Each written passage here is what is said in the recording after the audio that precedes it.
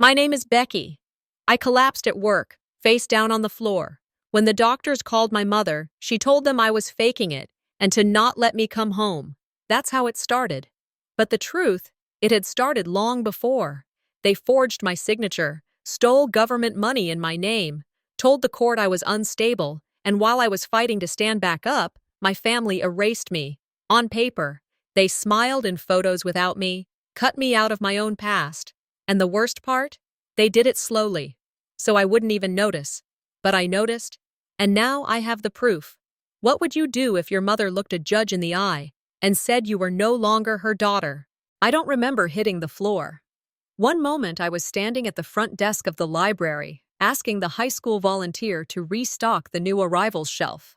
The next, I was on my side, blinking into fluorescent light, heart pounding like it was trying to leave my body. I remember someone yelling my name. Then, everything was a blur. Cold tile against my cheek, voices echoing in a tunnel, someone tugging at my arm. The smell of alcohol wipes, the rhythmic beeping of a monitor I didn't know was for me. They say your life flashes before your eyes. For me, it wasn't memories, it was obligations. Rent due, the check engine light, my mother's birthday last week. The card I sent sat unanswered, just like the text I'd sent the month before, and the one before that.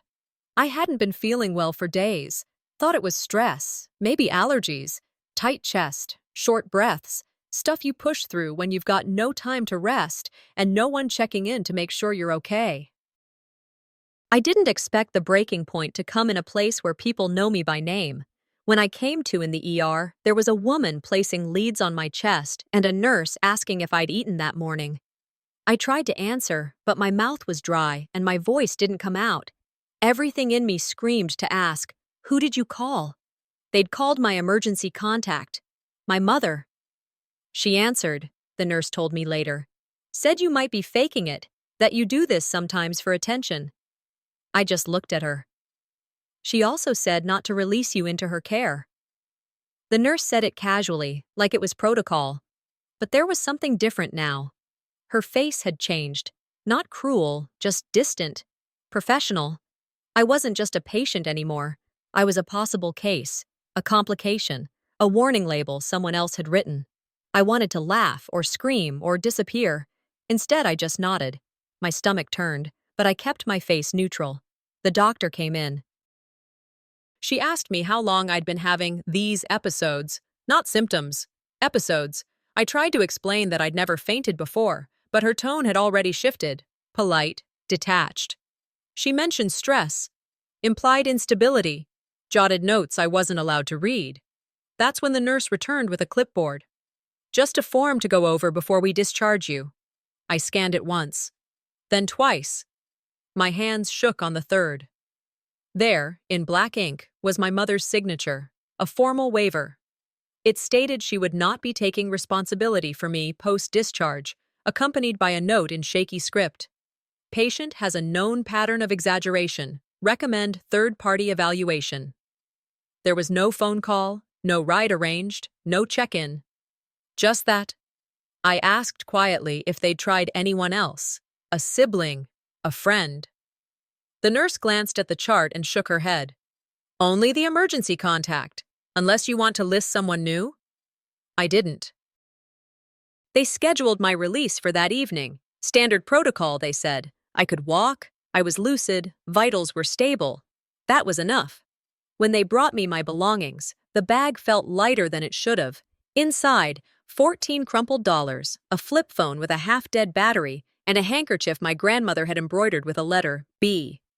I don't know why I'd kept it all these years, tucked in the bottom of my purse. It smelled faintly of lavender. I called a cab company myself, waited on the bench outside under a hospital overhang. It was starting to drizzle. Light rain. Not enough to make you run, just enough to make you feel unwelcome. The driver was a kind-faced man, probably mid-50s. When I gave him my address, he smiled and asked, "Family not coming to get you, ma'am?" I smiled back. "They're running late." He didn't ask more. I think he knew not to. As we drove, I watched the streets of Greenville pass like strangers in a familiar town. My old high school, the corner diner where my mom used to meet friends for pie after church, Places that once had my name written into their stories. Now they just sat there, untouched, unchanged, unmoved by my absence. I thought about the word orphan. It usually means you lost your parents, but sometimes it's when they let go of you first. We were almost home when my phone buzzed. A notification from Facebook. I tapped it, half out of habit, half out of dread. It was a photo, posted by my mother. She was at dinner, with my siblings, with their kids. At the house I used to live in, everyone was smiling, wine in hand, napkins in laps. The caption read, "Finally, a peaceful dinner. No drama tonight." I stared at the screen, then closed my eyes. Just one tear, no sound, no words. They hadn't just doubted me. They celebrated my absence.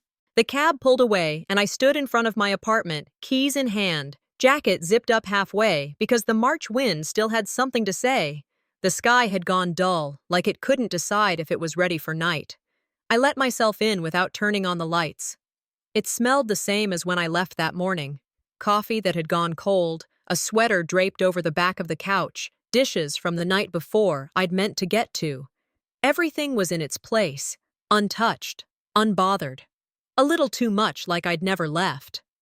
I dropped my purse on the entryway table. No balloons, no flowers. No one even knew I was coming back. And if they did, they didn't care enough to show it. I didn't bother changing into pajamas. Just swapped my pants for sweats, pulled on a hoodie, and collapsed onto the couch. I didn't realize how heavy my body felt until I stopped trying to carry it through the day. The room was quiet except for the hum of the fridge and the occasional gust from outside pressing against the window. My phone had 10% battery left. I plugged it in without thinking, then tapped open Facebook, out of habit, not hope. There it was. A notification. I'd been tagged in a post. The photo hit me like a shove. My mother, my brother Clay, his wife, their 2 kids. Riley, my sister, perfectly composed like she always was. Everyone seated around the old dining room table. My old table. The wallpaper I helped Mom pick out still bright behind them. The caption read, "Finally, a peaceful dinner. No drama tonight." Peaceful. That word, harmless to most, landed like a punch in my ribs. I tapped the tag.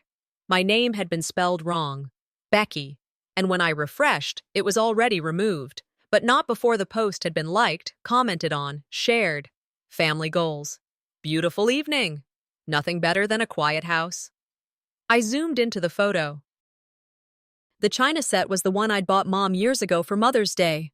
I recognized the casserole dish Riley was using. It used to be mine, but there they were, smiling, toasting, thriving.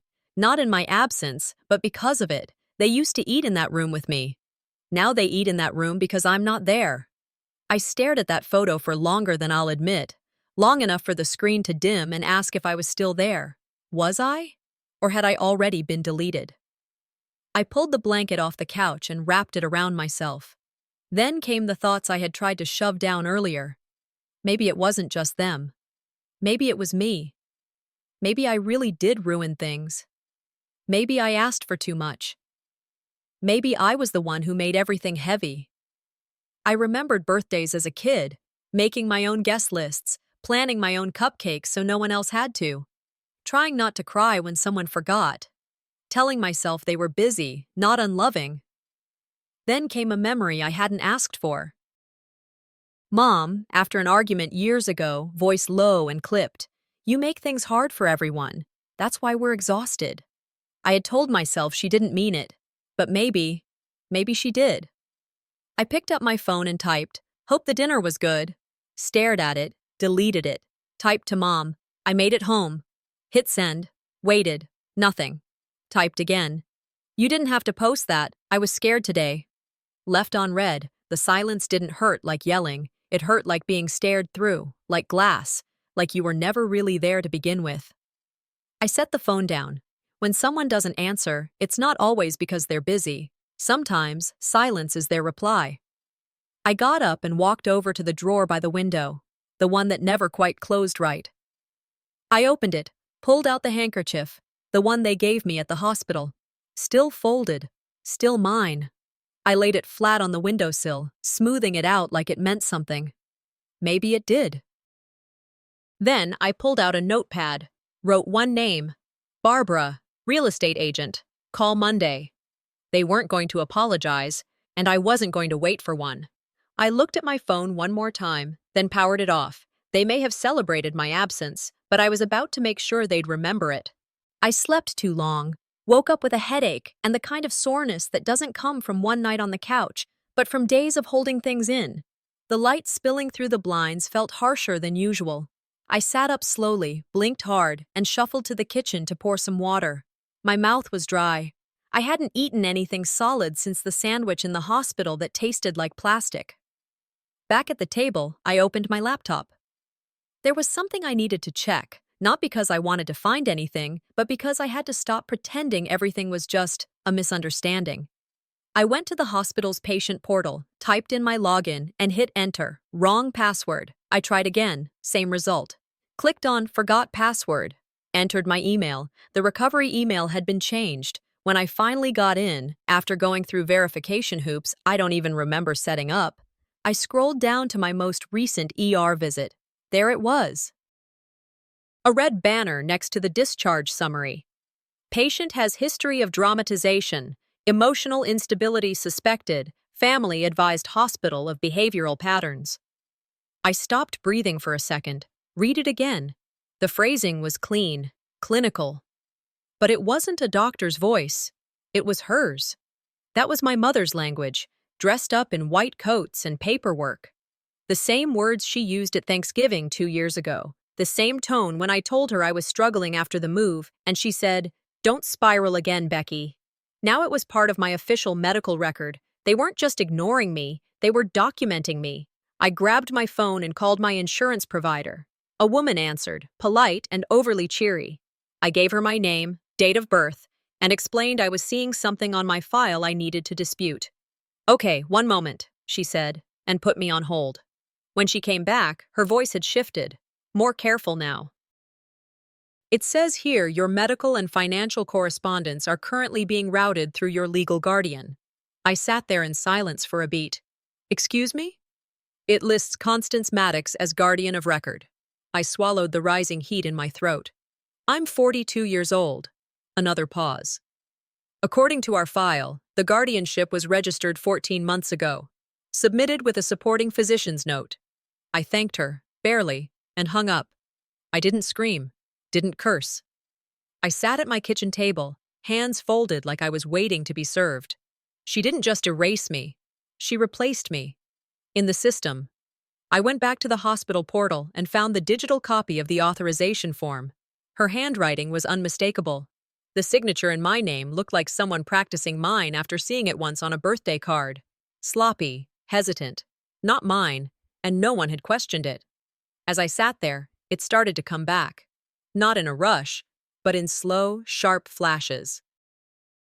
And the week my credit card company said my address didn't match their system, the birthday card that never showed up. The afternoon I had the flu and Mom said, "Let me handle your mail for now. Rest." I thought it was help. Now I knew better. This wasn't neglect. This was design. Later that afternoon, I walked to the pharmacy to pick up my migraine medication. I hadn't taken anything since the ER, and the pounding in my skull was threatening to turn my vision sideways. The pharmacist was someone I recognized, mid-20s, always polite. He scanned my ID and paused. Sorry, it says we need confirmation from your caretaker before releasing this one." "Caretaker?" I didn't raise my voice, but he flinched like I had. It just says there's a legal note. Someone listed under your profile to approve restricted meds." I told him to forget it, bought the over-the-counter stuff instead. The cheap kind, the kind that doesn't do much but give you hope it might. That was the moment, not the photo, not the hospital. That was the moment I realized I had to stop asking to be believed. Back at the apartment, I didn't cry. I didn't rage. I pulled open the bottom drawer of my file cabinet, the one that always jammed halfway, dug out the old folder I hadn't touched in years, birth certificate, tax returns, insurance forms, and in every one of them, somewhere, was her handwriting. A note in the corner, a signature at the bottom, a phone number scribbled on the back. She'd had her hands on my life for longer than I wanted to admit. I opened my notebook and wrote down two things. Call an attorney, request full document history from the clerk's office. I didn't want confrontation. I wanted confirmation, not revenge, proof. Sunday morning showed up gray and uninvited. I was still in my robe, half a cup of cold coffee on the table, when someone knocked. I opened the door to find Lenora standing there. No smile, no pretense. "I shouldn't be doing this," she said, holding out a plain white envelope. "But you deserve to know." She didn't wait for me to respond, just turned around and walked back to her car like she'd just handed off a parking ticket instead of a bomb. I stood there a second longer before stepping back inside. I didn't open it right away. Sat down, looked at it, hands shaking, even though I wasn't scared, just preparing.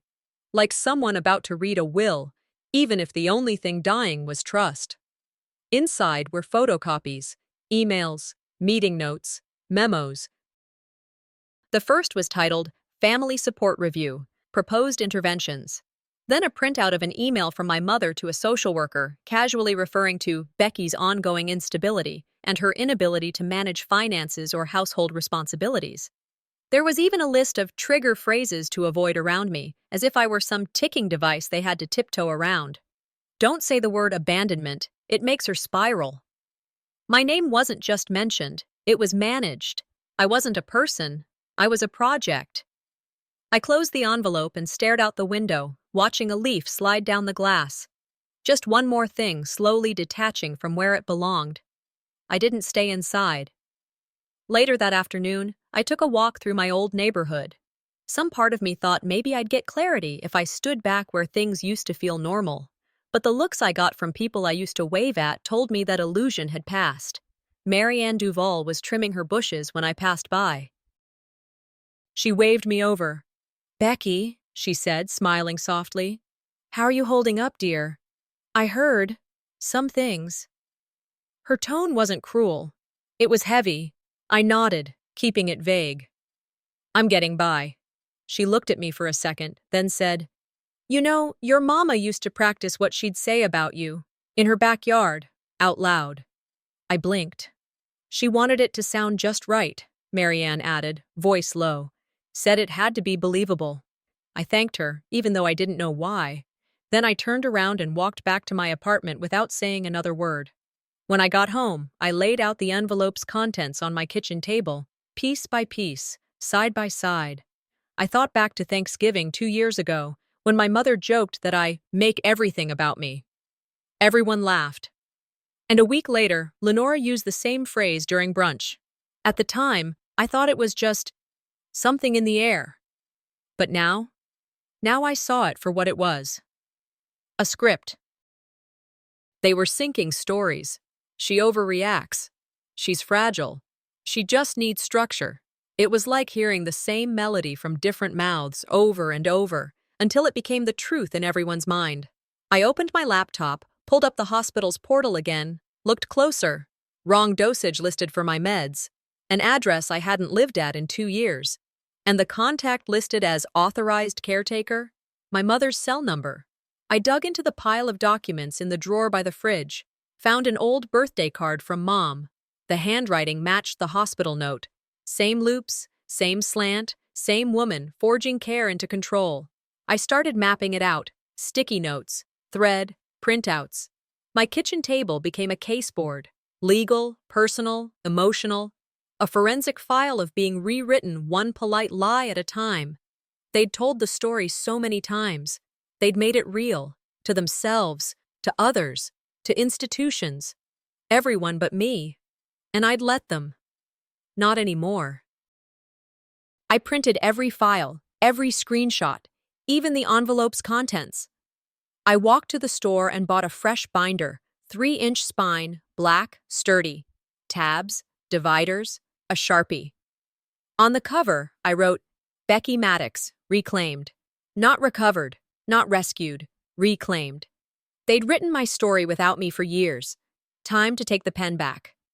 I closed the binder. Then my phone buzzed. A text. from a number I didn't recognize. 5 words, words that came from someone too young to understand the full weight of what they were carrying, but enough to break me more than all the others combined. Grandma says you were crazy. I showed up 15 minutes early, thinking it'd make a difference. It didn't. The county clerk's office was cold in that municipal way. Neutral walls, hum of fluorescent lights, the faint smell of old carpet and disinfectant. I stood in line behind a man renewing a fishing license and a couple debating their marriage certificate. When it was my turn, I handed over my ID and said calmly, "I'd like to request any estate-related documents connected to my name."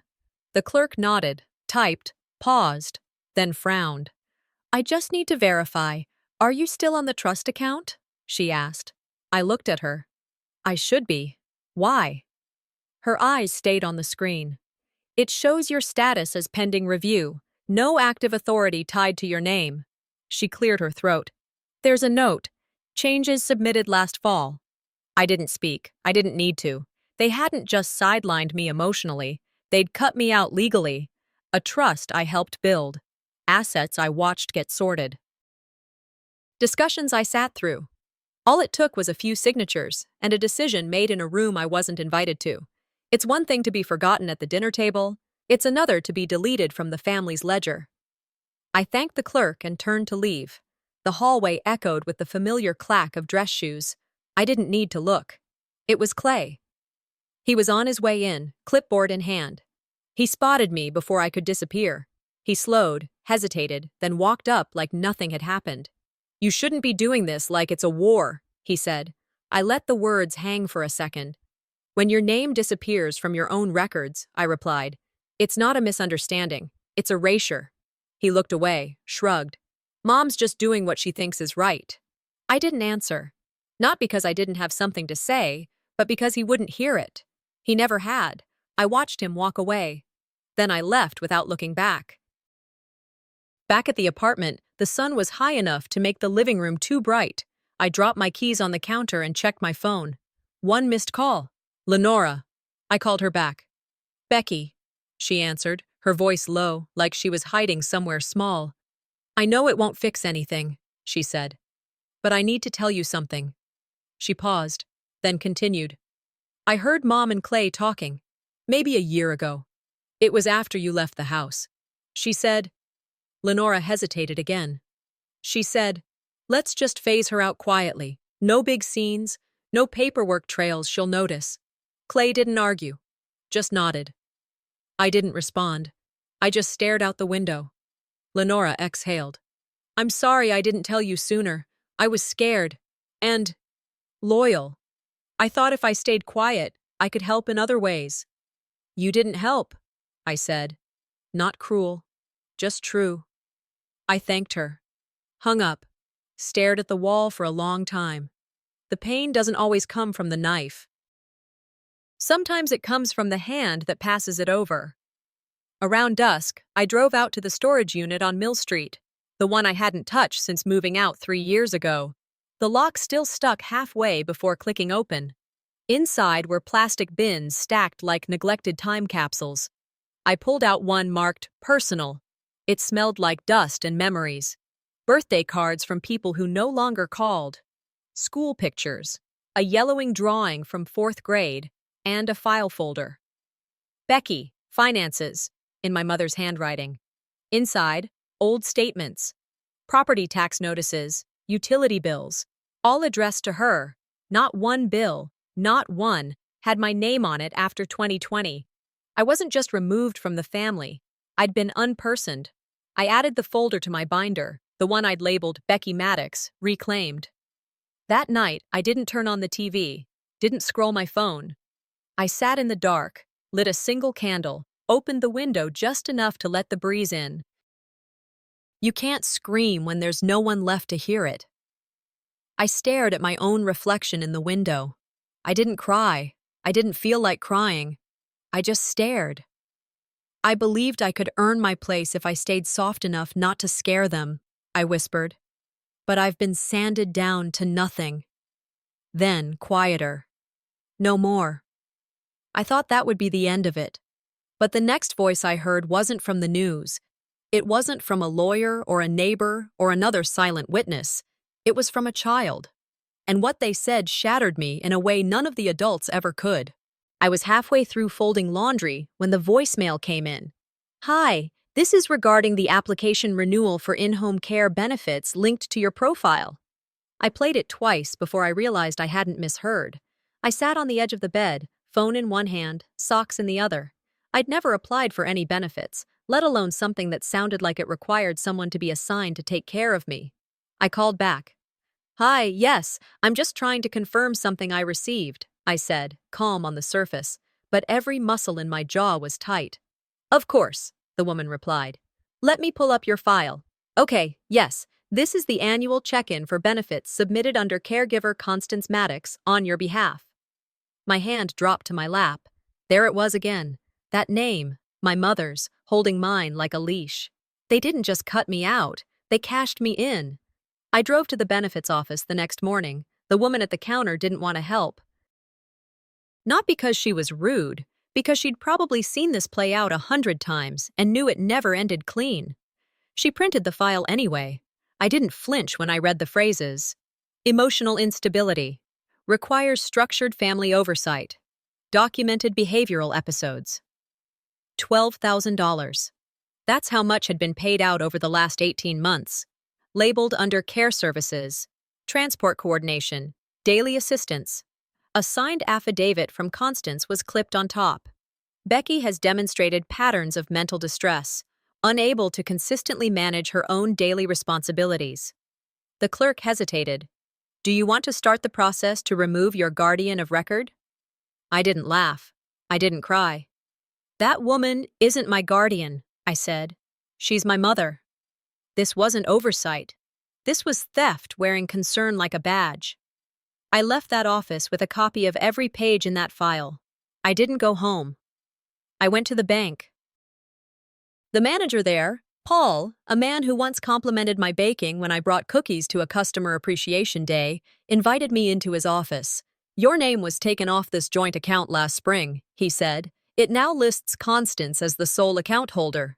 He said it like he was reading a weather report. Factual, unavoidable. I remembered the pneumonia that knocked me out for a week last March.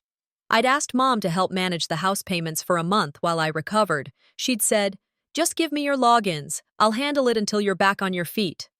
While I was recovering, she was rewriting Access.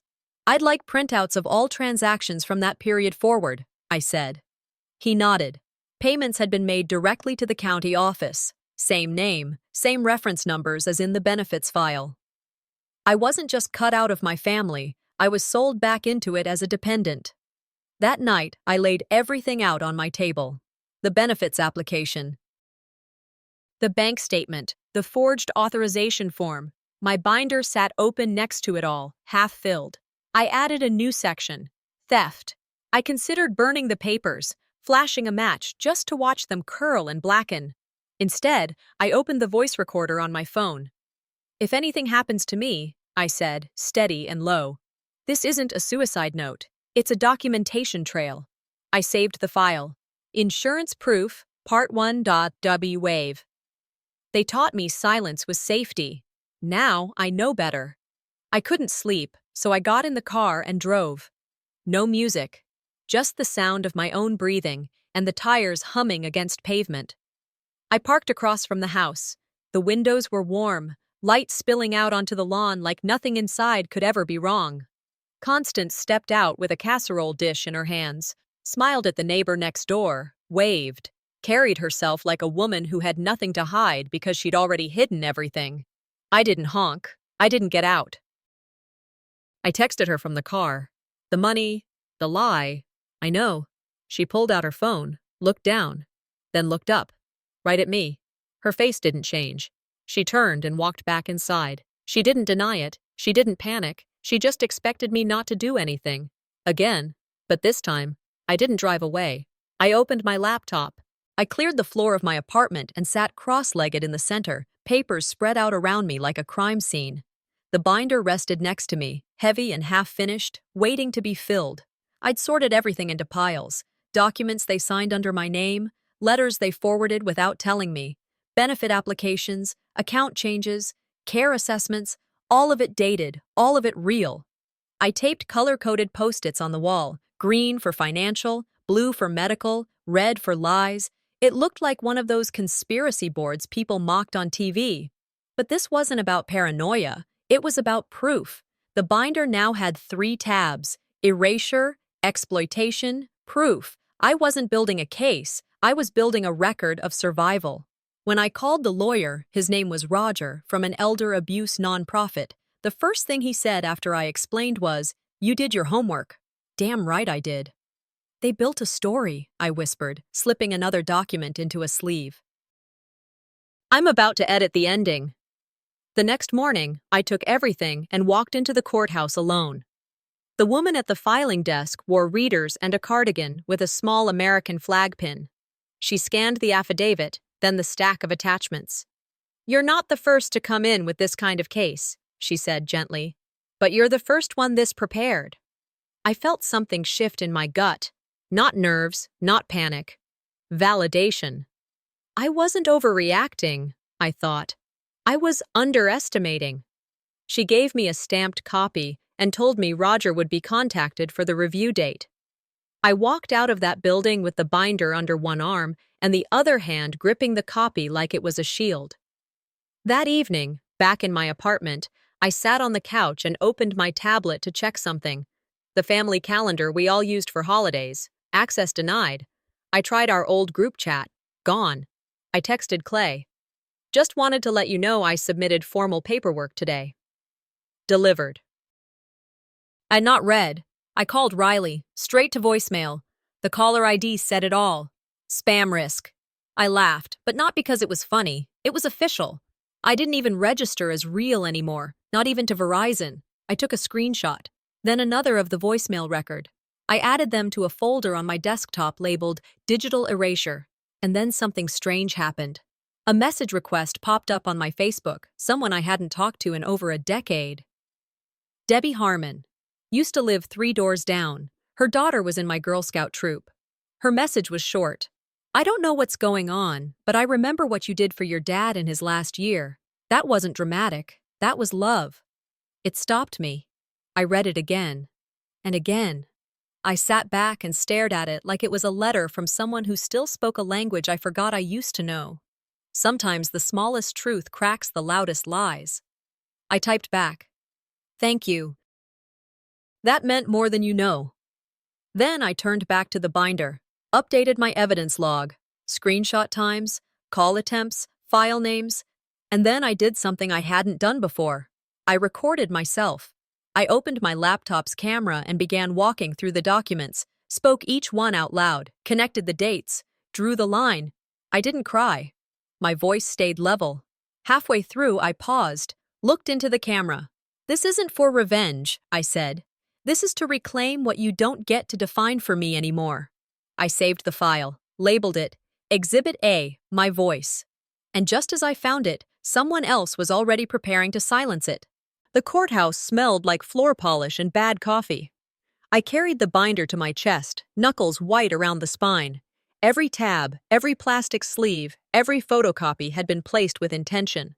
This wasn't panic. This wasn't desperation. This was the part where I stopped explaining myself and started presenting evidence. Roger, my attorney, met me at the steps. He looked like he hadn't slept. He didn't greet me, just said, "They filed something last night. We need to talk." Constance's team had moved early. They submitted a motion to have me declared mentally unfit, claimed I was a danger to myself and others, that my grasp of reality had deteriorated. Attached was a video from 3 years ago, a public argument I'd had outside a pharmacy when they'd mixed up my prescription. The clip had been edited, no lead-up, no context, just my voice rising, my hands shaking, cut to silence. "They weren't defending themselves," I whispered as we walked into the building. "They were setting fire to what little was left of me." The courtroom wasn't packed, but it didn't have to be. My siblings were there. A few family friends, the ones who always smiled wide and stayed silent when things got ugly.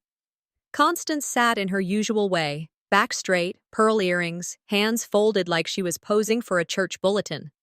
Her lawyer stood and began. Ms. Maddox has a documented history of emotional instability. He spoke slowly, deliberately, as if laying out medical facts, not tearing down a human being. He talked about episodes, withdrawals from family structure, and prolonged detachment. Then came the real knife. During her father's final year, it was the remaining family, Riley and Clay, who stepped in to organize his care. Becky was absent. I didn't move. I didn't twitch. Roger leaned over and whispered, "Let it happen." I nodded. Outside on Facebook, a local community group had posted an article mid-hearing. Headline, Maddox family honored for hospice care initiative.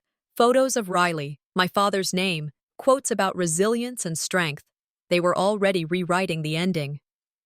"Let them talk," I whispered to Roger. I brought receipts. When our turn came, Roger stood, calm as ever, and began laying out the timeline. Hospice sign-ins, my daily care notes, voicemails from nurses, emails from the doctor's office, all addressed to me, photos of me with Dad, holding his hand, cutting his hair, giving him meds, all time-stamped, all real. They didn't just take credit, I told the court. They repackaged my love as their achievement. Then it was Constance's turn. She took the stand like she was stepping into her own living room. Smooth, measured. "We didn't want to hurt her," she said, looking straight at the judge. "Becky's just sensitive. Sometimes too fragile to know what's best for her." My fingers curled under the table. The judge asked about the benefit forms, the guardianship claim. She tilted her head and answered, "We stepped in because she couldn't handle things. You don't wait for a fire to burn the house down." Then she looked at me, not angry, just tired. "I don't hate her," she said. "I just don't believe she's capable of being my daughter anymore." My heart didn't race. It slowed. She didn't stab me. She dissected me, for the room to applaud. Roger rose again. He had the unedited video from the pharmacy incident, showed the full sequence. The error with the meds, my calm questions, the employee's dismissive tone, the part where I finally snapped. Not hysteria. Frustration. Context. He submitted letters from hospice staff, testifying to my daily involvement. Then came the financial documents, signed weeks after I was removed from the trust. The judge sat back. There was no speech. No gavel slam, just a nod. Temporary protection granted. Pending review of financial control. Constance was barred from accessing anything under my name. I didn't smile. I just breathed. Justice doesn't cheer, I thought. It confirms. That night, I got home to a padded envelope on my doormat. No return address. Inside was a flash drive and a yellow post-it. "You'll want to watch Minute 12. I plugged it in. The footage was grainy, shot on someone's phone. A family meeting. Everyone seated in the living room. My voice absent. At minute 12, Constance leaned in and said, "If we cut her out slowly, no one will notice. We just have to keep it looking like care." I didn't cry. I didn't scream. I hit record. And the file I was about to create would end this, for good. The apartment echoed a little more than usual. Most of the furniture was already gone, boxed up, or donated. The wall where I'd pinned timelines, printed emails, and sticky notes was blank now. Nothing but faint squares from sun-faded paper. I'd taken photos of everything before pulling the tape. One final scan of what they did and what I did about it. I closed the last box. The binder, fat and finished, sat on top. My name printed on the spine, bold letters, Becky Maddox, reclaimed. I reached for the handkerchief, the same one they gave me at the hospital weeks ago. I folded it one more time and set it on top of the box. It didn't feel heavy anymore, just familiar. The phone rang. Roger. "It's done," he said. "Guardianship revoked. Restitution ordered. The judge signed off this morning." I didn't smile. I didn't cry. I just said, "Thank you." The next day, I got a message from a former coworker. "You going to the family fundraiser?" "What fundraiser?" I looked it up. Sure enough, public page, RSVP open. I wasn't on the list, but Riley was, listed as Chair of Mental Health Advocacy. The event flyer had a photo. Our family. At dinner. Cropped, of course. No me. I stood at the back of the room that night, quiet, unnoticed. They'd dressed the place up, white linens, soft music, smiles that only stretched far enough to look sincere from across the room. The slogan on the wall read, "Families heal through truth." I stared at it long enough to feel the lie crack in my chest. They didn't want me erased. They wanted me rewritten. I was heading toward the door when I saw her, Constance, my mother, talking to a donor like she hadn't tried to gut me with a smile just weeks ago. She spotted me before I could leave. "You always had to make things so dramatic," she said, stepping into my path. I took a breath. "And you always had to make sure no one else could tell their story." We stood in the hallway. No shouting. Just the hum of distant chatter and the buzz of overhead lights. "I only did what I thought was best," she said. "I'm doing what I know is right," I replied. No hugs, no scenes, just space. A week later, I was at Nora's school helping her with a project. Poster board, glue, the usual mess. She paused mid-sentence, looked up, and asked, "Why does Grandma say you used to be sick in the head?" I blinked, tried to swallow without showing it. I bent down, looked her in the eye. "Because sometimes," I said, "people lie when they're scared." She nodded, went back to coloring. Children believe what they're told until someone shows them how to see. I moved into a smaller town 2 counties over. Nothing fancy. 1 bedroom, close enough to a grocery store. I started working part-time at the library again. Quiet place, no drama. I started a blog, anonymous, stories from people who were erased like I had been. The header reads, "Not all survivors shout. Some write." The handkerchief stays in my top drawer now. It doesn't hurt to look at it. It doesn't mean forgiveness. It doesn't mean forgetting. It just means I lived through it. They still don't invite me. Probably never will. But I stopped waiting.